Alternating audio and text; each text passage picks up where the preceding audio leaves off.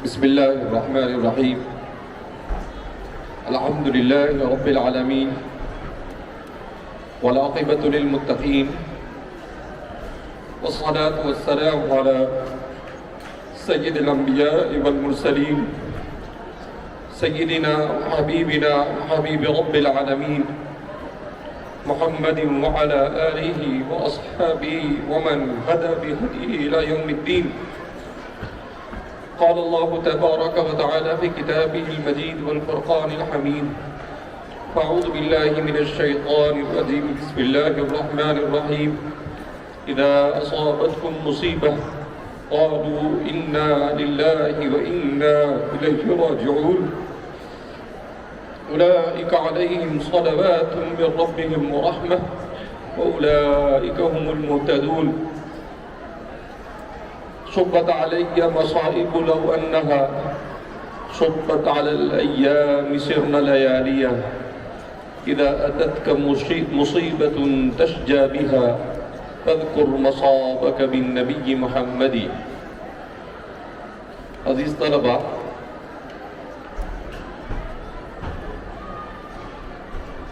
ہمارے لیے آج کا یہ دن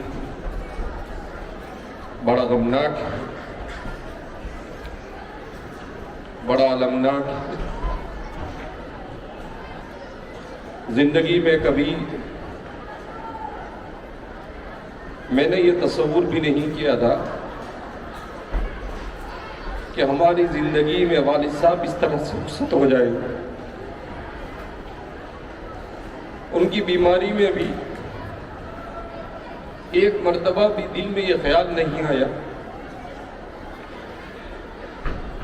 کہ آپ اس طرح سے اس دنیا سے تشریف لے جائیں گے.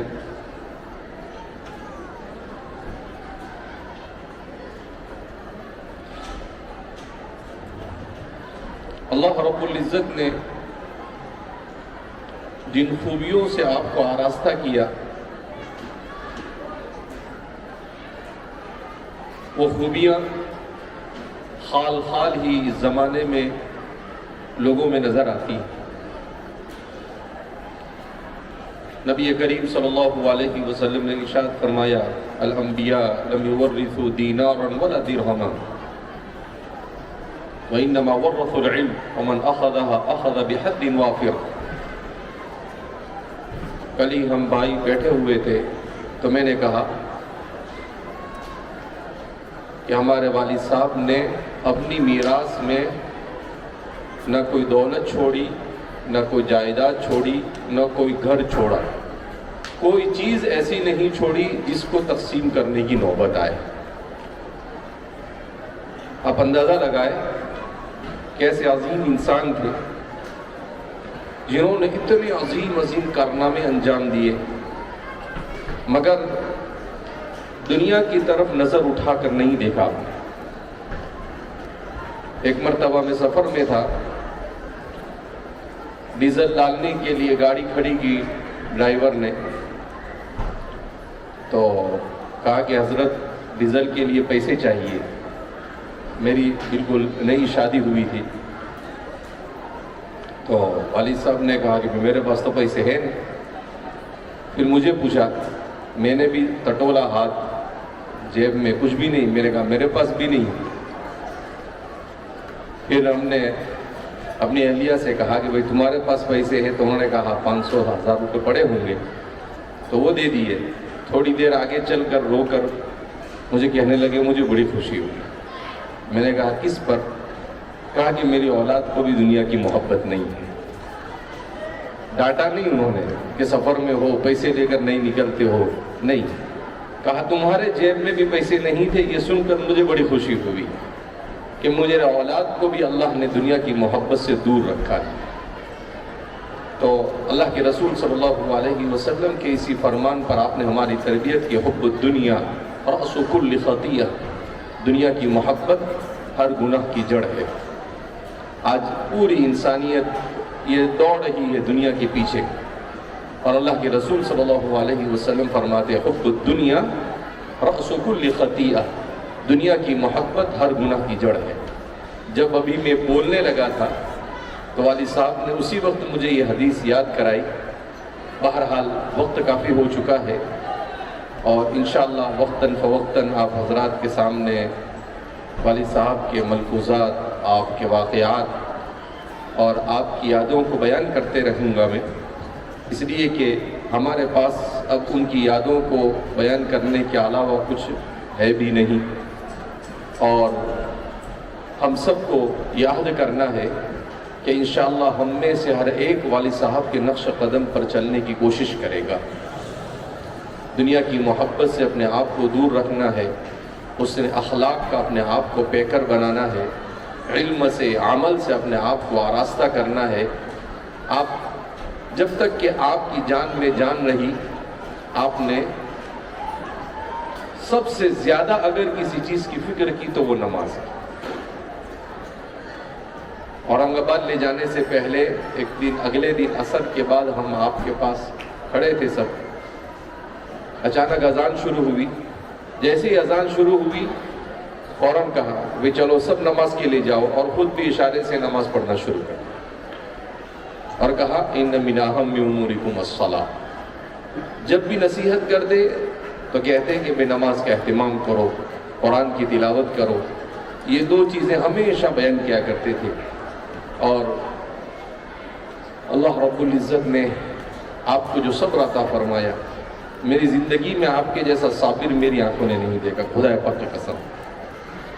اتنی تکلیفیں آپ کو آخری 2-3 مہینے میں رہی، مگر جب بھی پوچھتا کہ ابا کوئی تکلیف ہے آپ کو تو فرماتے الحمدللہ، اللہ کا شکر ہے، سب اچھا. کبھی ایسا نہیں کہا مجھے درد ہو رہا ہے، مجھے تکلیف ہو رہی ہے. کبھی آہ بھی آپ کی زبان سے نہیں سنا میں نے. اللہ رب العزت نے آپ کو قابل رشک موت عطا فرمائی. جب والد صاحب 8-10 دن پہلے بولنے سے عاجز آ گئے، نہیں بول سکے، تو آخری عمل جو آپ کا تھا وہ یہ تھا کہ ہم لوگ ذکر کر رہے تھے اور آپ بھی ہمارے ساتھ ساتھ اللہ اللہ کا ذکر کر رہے. اس کے بعد آپ نہیں بات کر سکے. اور گزشتہ کل جب ظہر کی اذان 2 بجے ہوئی، اذان کے کچھ دیر کے بعد میں اور بھائی اویس اور ہم لوگ قرآن کی تلاوت کر رہے تھے ان کے ارد گرد بیٹھ کر. اور تھوڑی دیر کے بعد ڈاکٹر اشارہ کرنے لگا، میں نہیں سمجھ سکا. انہوں نے بھائی اویس سے کہا کہ آپ کی روح پرواز کر چکی ہے. خدا پاک کی قسم، ان کی روح ایسے پرواز کر گئی کہ ان کی آنکھوں کی پلک بھی ہلی نہیں، اور ان کے بدن پر کسی قسم کے کوئی آثار موت نظر نہیں آئے. ذرہ برابر میں والد صاحب کے سر پر ہاتھ رکھ کر ان فی خلق السماوات والارض والا رکوع پڑھ رہا تھا. مجھے بھی محسوس نہیں ہوا کہ آپ کی جان کب نکل گئی. تو میں نے فوراً جیسے ہی مجھے محسوس ہوا کہ ابھی عظیم، اس صدی کا عظیم انسان اس دنیا سے رخصت ہو چکا ہے، اللہ نے میرے دل میں بات ڈالی. میں نے آپ کی پیشانی پر بوسہ دیا اور حضرت ابوبکر کی سنت کو زندہ کیا. طبت حیا وطبت میتا. آپ کی زندگی بھی قابل رشک اور آپ کی موت بھی قابل رشک. تو میرے عزیز طلبہ، ایسی قابل رشک زندگی اور ایسی قابل رشک موت کے لیے ویسے مجاہدے کرنے پڑتے ہیں. والد صاحب سے کہتے تھے آرام کرو، آپ کہتے تھے زمین کے اوپر کام ہے اور زمین کے اندر جانے کے بعد آرام ہے. کبھی فرماتے ہیں آرام حرام ہے، مرنے کے بعد آرام ہی آرام ہے. تو اللہ رب العزت نے ایک جنون دیا تھا. ہمارے بھائی ہوئے سبھی بتا رہے تھے کہ عام طور پر میں نے بھی کئی بار سنا، کہتے تھے یہ سنیچر اتوار کس نے لایا اور چھٹی کیوں لایا؟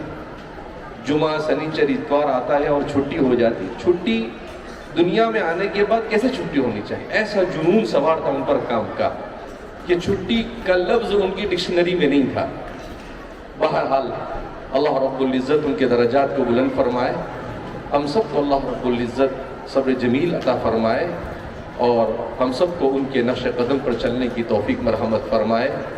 میں طلباء سے گزارش کروں گا کہ آپ نے جس مشن کو آگے بڑھانے کے لیے، ہم تو اس قابل نہیں ہیں کہ آپ کا بدل کیا نعمت بدل کیا، بلکہ آپ کے پاؤں کی دھول تک بھی پہنچ سکے۔ جو اخلاص، جو ہمت اور جرأت، جو اخلاق، جو کردار، جو ادب اور جو چیزیں اللہ رب العزت نے انہیں عطا فرمائی تھی، اس کی نظیر تو دنیا میں نہیں مل سکتی ہے۔ مگر بہرحال کوشش کرنا ہمارا کام ہے۔ ہم بھی دعا کریں گے کہ اللہ رب العزت ہم سب کو اخلاص کے ساتھ آپ ہی کے اس مشن کو دور تک اور دیر تک باقی رکھنے کی اور اس پر جد و جہد کرنے کی توفیق مرحمت فرمائے۔ اللہ ہم سب سے راضی ہو جائے، ایسے اعمال کی توفیق مرحمت فرمائے۔ وآخر دعوانا الحمدللہ رب العالمین۔